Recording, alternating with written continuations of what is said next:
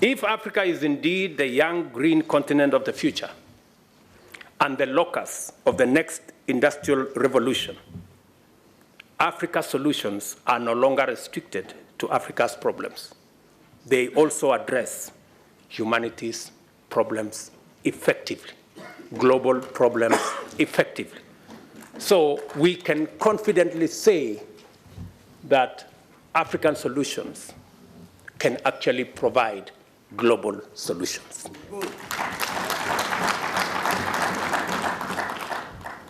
Aspirations often come with a problem of implementation.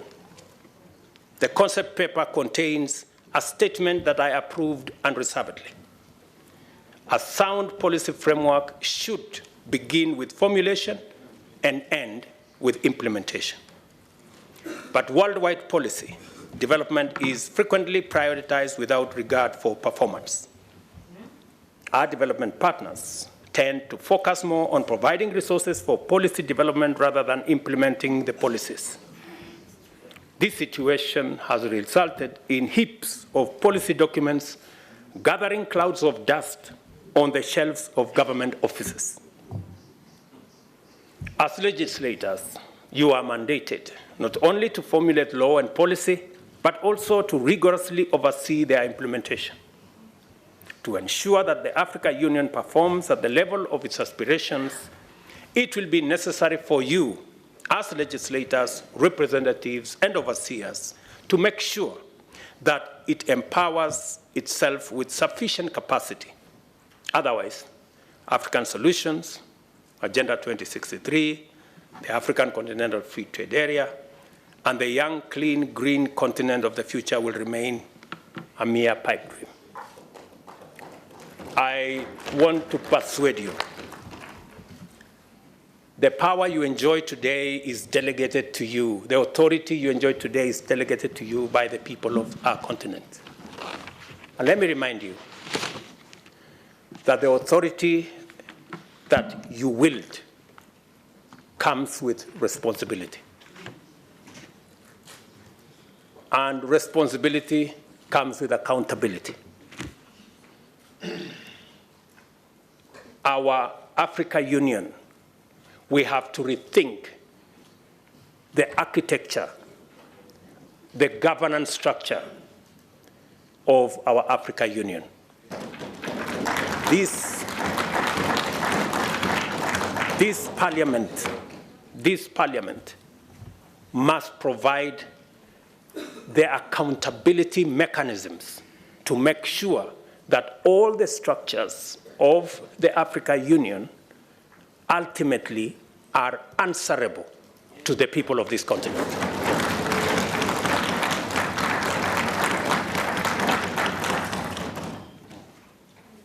It is completely against the principles of accountability to have an impotent parliament.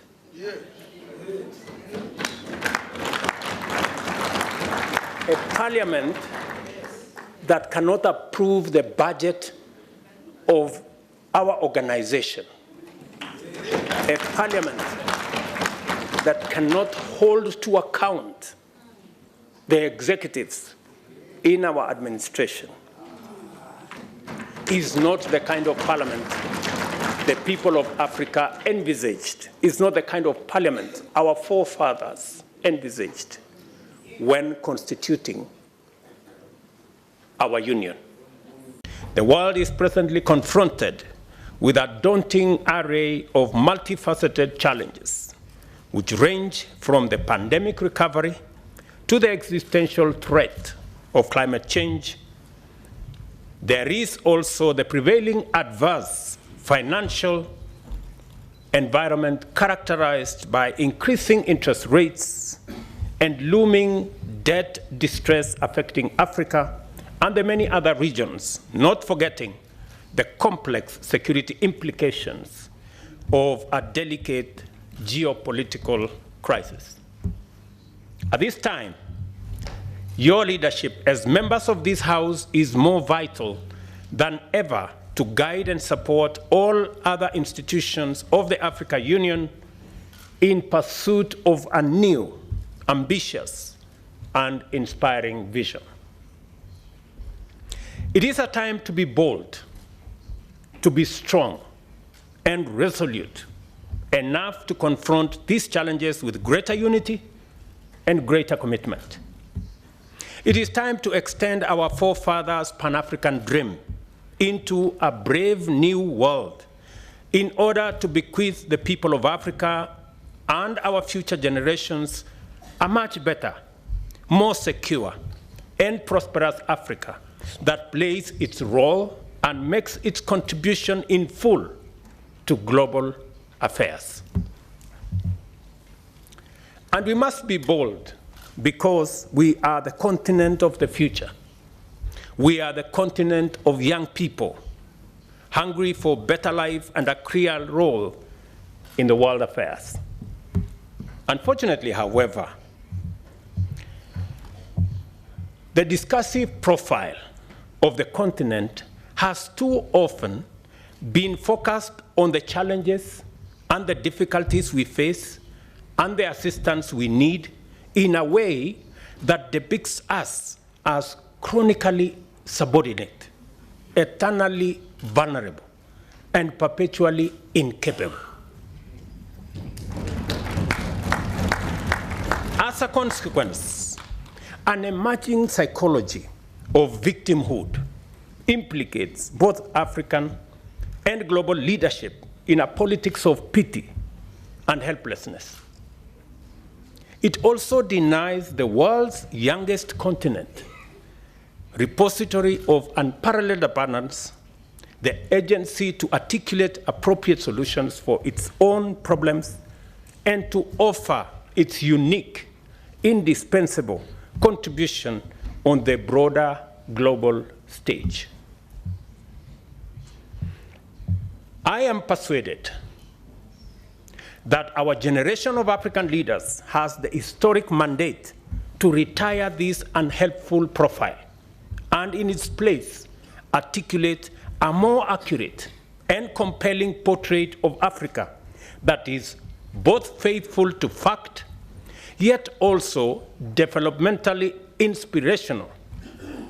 Through this fundamental shift, we have the opportunity to empower and mobilize our people to drive transformation, attract investment, and inspire partnerships and collaborations across the world.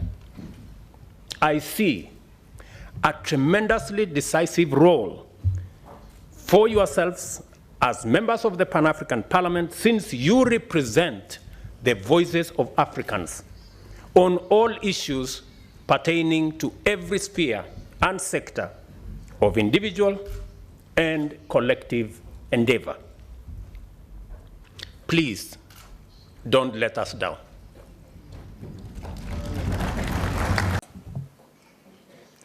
Instead of all the games being played, all we need to do, we are telling the world, we have our assets, we are willing to have a win-win engagement.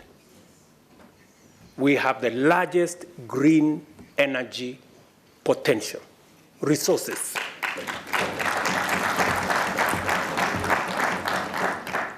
The world has no choice. We cannot continue the fossil fuel-fired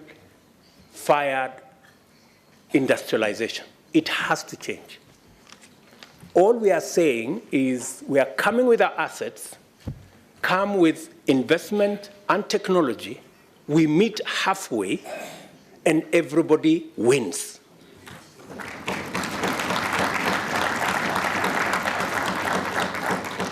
That's all we are saying. We are tired of complaining. We are tired of being victims. We want to be part of the solution. Don't consign Africa to the margins of problems and being victims and managing adaptation. We have better proposals that can get all of us out of the quagmire that we are all in.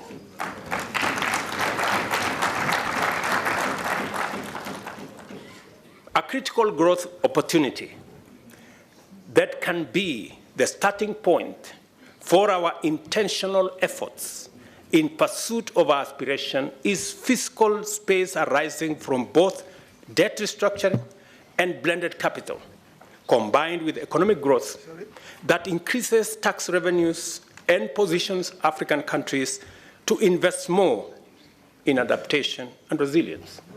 Once we have a win-win, once we are making money, once we are engaged in economic activity, we can take care of the adaptation.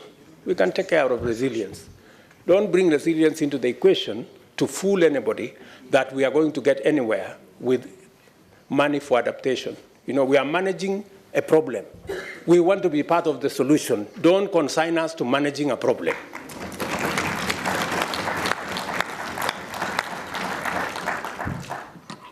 I submit to you, in this esteemed assembly, my good friends, that by taking these measures with a degree of both urgency and resolve, Africa's leaders can energize our economies and inspire the people with a new vision centered on investment and growth, which is in harmony with our planet. In doing so, our generation will have discharged a tremendous historic developmental mandate while realizing our common global ambition to arrest and ultimately reverse climate change. We will also make it possible for our economies to meet the needs and fulfill the hopes of a young workforce, which grows at an annual rate of about 30 million young people in our continent, requiring us to generate millions of decent jobs every year. Your work, honorable members, therefore, is clearly cut out, and your assignment very well defined. By facilitating robust and continuous discourse on the broadest cross-section of Africa, this Parliament will simultaneously employ the federative transmission of ideas from discrete grassroots agencies to the global and continental, multilateral and intergovernmental fora, and at the same time engage the devolutionary mechanisms of domesticating global standards and international norms. Although the theme of this session is the African continent at crossroads, our discussion has enlarged our field of deliberation to encapsulate possibilities that transcend our defining dilemma of past decades. For a while, Africa has struggled with an implied trade-off between economic growth and prosperity on one hand, and environmental sustainability on the other.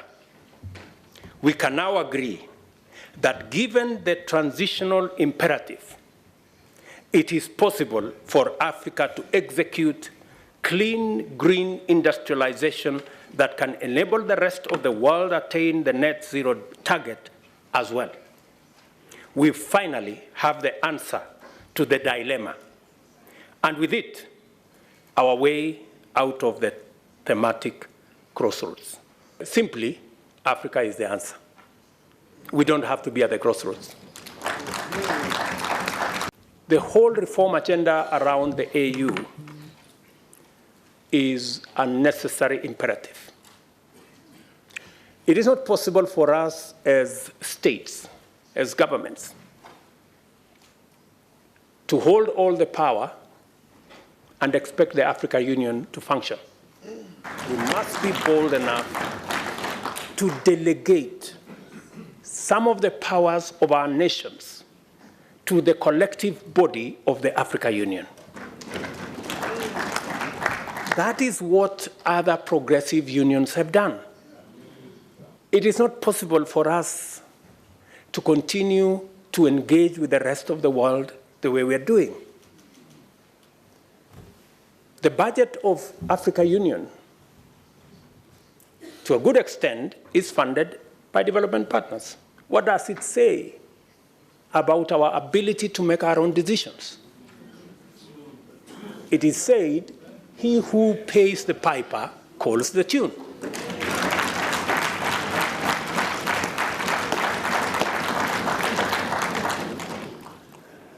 As things stand today, and I say this with tremendous respect, the Africa Commission Chair, the Africa Union Commission Chair, does not have what it takes to prosecute the agenda for our continent. We still hold all the power as heads of state and expect the union to function. It cannot function. We have to donate some of the power to the collective authority of the union. I had occasion, let me explain to you something. I had occasion a few weeks ago to talk with the German Chancellor. And he was explaining to me how Germany has donated matters trade, matters investment to the European Union. And they have immensely benefited by working together as 27 governments, 475 million people. In our continent, we still want to keep all the powers in our little corners. How are we going to negotiate with EU as a country? You know, how are you going to negotiate? And this is the candid conversation we must have. The Pan-African Parliament must operate at the same level as the European Parliament. If we have to engage with the European Union on a platform as equals, we want to occupy every space. We are going to be consistent. We are going to be coherent. We are going to be audible until there is no place to hide.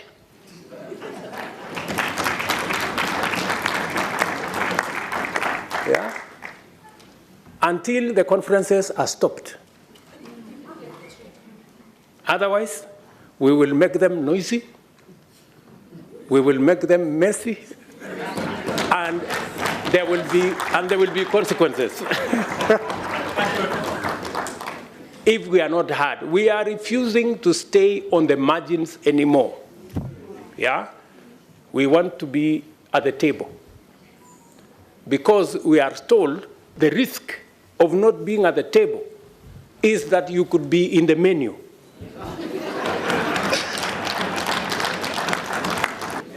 So we are going to occupy every space. And we have been gentlemen for far too long. We are now going to appropriate our place because we have a contribution to make.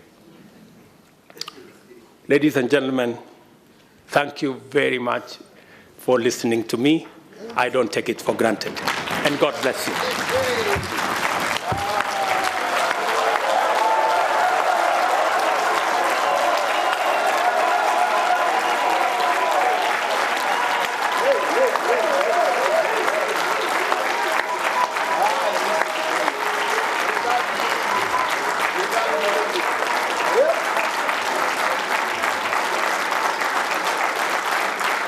Who said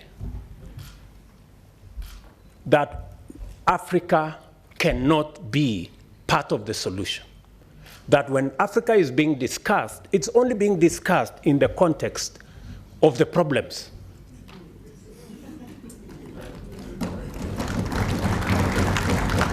And our voices are limited to, oh no, you are victims of climate change. We will help you to manage situation. We will manage you to deal with adaptation. We will look for some little money for mitigation.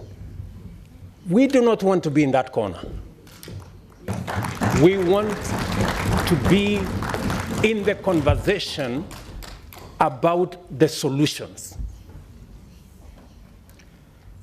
And we have what it takes. And shortly, I will be proposing to you why I consider that, in fact, the reason why we have been in a circus for all these years, it's because we as Africans have not stepped forward with our capabilities to provide the solution to this challenge of climate change.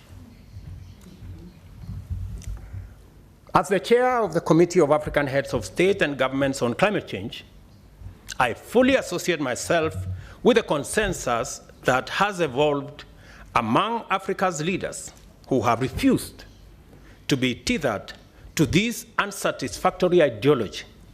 Instead, we have been pushing a fresh, affirmative, and solution-oriented perspective.